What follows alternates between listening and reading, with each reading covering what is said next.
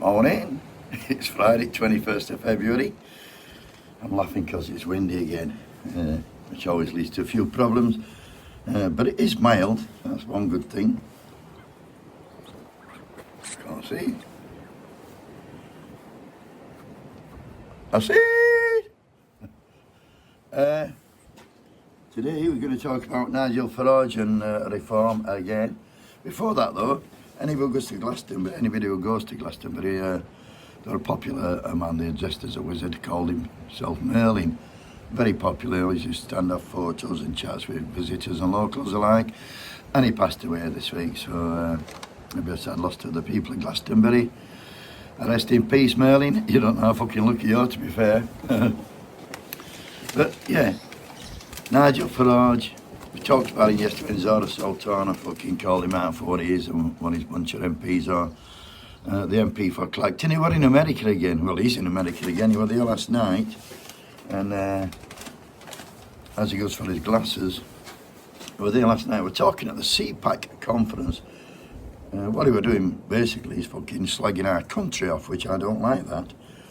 Slagging our country off to Americans, saying we're all miserable and we're all fucking worse off. No, we're not all miserable and we're not all worse off. You're fucking a lot better off, Nigel, for conning people.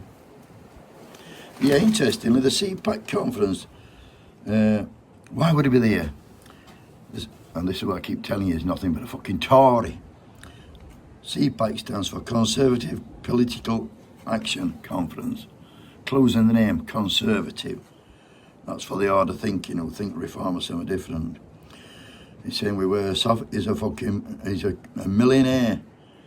A millionaire, and he's a fucking traitor to our country. He's a Putin puppet, just like Trump. And he's banging on here, it were down to me, we got control of our sovereignty, we got control of our borders, we got our identity. He's on about fucking Brexit, he talks a lot of bollocks, just watch this clip. And in historical terms, this is incredible.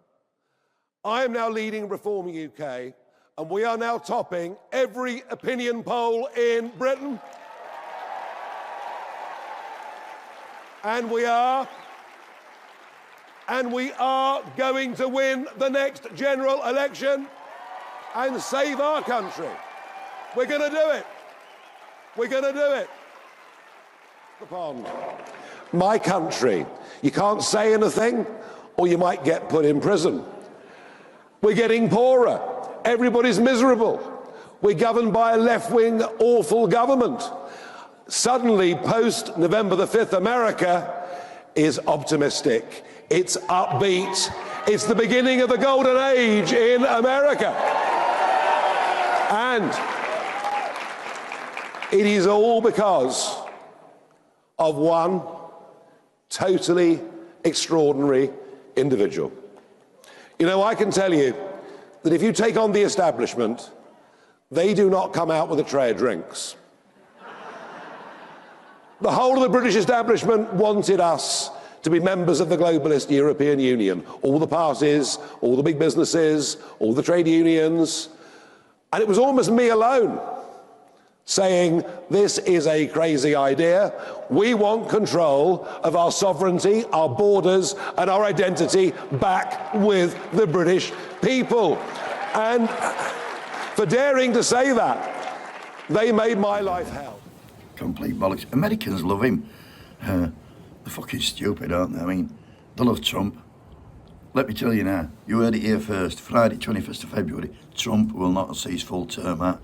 There'll be civil unrest in America, I can fucking guarantee you. And Farage won't be winning any fucking elections, I can guarantee you that. He has to walk round here with 4 fucking bodyguards in England, that's how fucking popular he is. Not been to Barnsley since he got fucking bricked, has he? Anyway, this is what I was going to say. Yesterday, at long last, Nigel, he gave a fucking statement on Trump calling Zelenskyy a traitor. And Farage said Zelenskyy is not a traitor. Now this is what he did say in this clip on fucking KGB News, he said this. But Nigel, the country is waiting with bated breath to find out what you think about what Donald Trump has been saying recently about Ukraine, particularly the President Zelenskyy, calling him a dictator, suggesting that it was he who started the war. What are your thoughts? Yeah, well, I've been on an aeroplane, and here we are. It's first thing in the morning in Washington, hence the delay. You should always take everything Donald Trump says seriously. You shouldn't always take things that Donald Trump says absolutely literally, and I think that applies very much in this case. I've been on a plane. I'm here in Washington. And that's what the excuse for fucking waiting 2 days to fetch your statement out.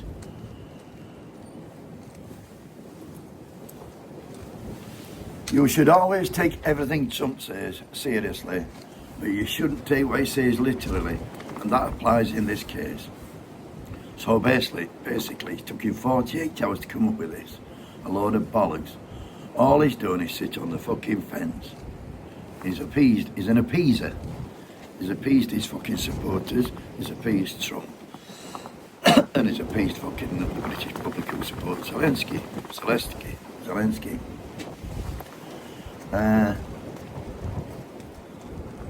He was too scared to upset Trump and Putin, his masters. And he was too scared to upset his fucking reform voters, which, if they've an ounce of fucking common sense, they'll see through him. Because what he should have done, all he did yesterday was show his son up for part of the establishment that he talks about. He's against establishment, to hear him talk. But if he were against establishment, I'll tell you what he should have done. What he should have done is aligned himself with Trump and said, yes, Donald's right, Zelenskyy is a fucking, is a dictator. And that would have got him fucking loads of votes, actually. Whether you like it or not, it would have given people an alternative to the Uni Party. But instead, he did fuck all. He sat on the fence. That tells me he's part of the establishment. And after that came out, after he came out with that statement, out from under the fucking rock crawled the other fucking reform men. Dick Tice said, Zelenskyy is not a dictator, and Trump was elected on a mandate to try and stop the war, and he's trying to do that. Another fucking fence sitter. 30 Pence Lee came out, boom, in the phone he went, and he endorsed everything fucking Farage said. The wind's getting up. The fucking bird going, I'm hanging on to the phone here. I dropped the bastard yesterday. Mid-film, I'll put that on tomorrow as a blooper. 30 Pence Lee endorsed everything Farage said. Rupert Lowe said Zelenskyy is not perfect, but he's not a traitor, not a dictator. Zelenskyy is not perfect, but he's not a dictator. I'm getting mixed up with fucking traitors and dictators. Trump is right. The war can't go on forever. Another one with splinters in his fucking ass. It took him 48 hours to come in, onto telly. They usually on every fucking day. It took him 48 hours to come up with that fucking. He's not a dictator, but some say a lot of bollocks. I'll tell you why it took him 48 hours. They had to get permission off of fucking Trump and Putin before they opened the fucking gob. What they are, they're commonly known as appeasers. Fucking yes men. They've got a foot in either camp. They offer nothing at fucking all. And the sooner people see through the fuckers, the better. Do you know when you feel like you're going to be back in the morning? I hope I'm not, but I'm sure I will be. Anyway, if I'm not, have a great weekend. If I am, I'll say it again tomorrow.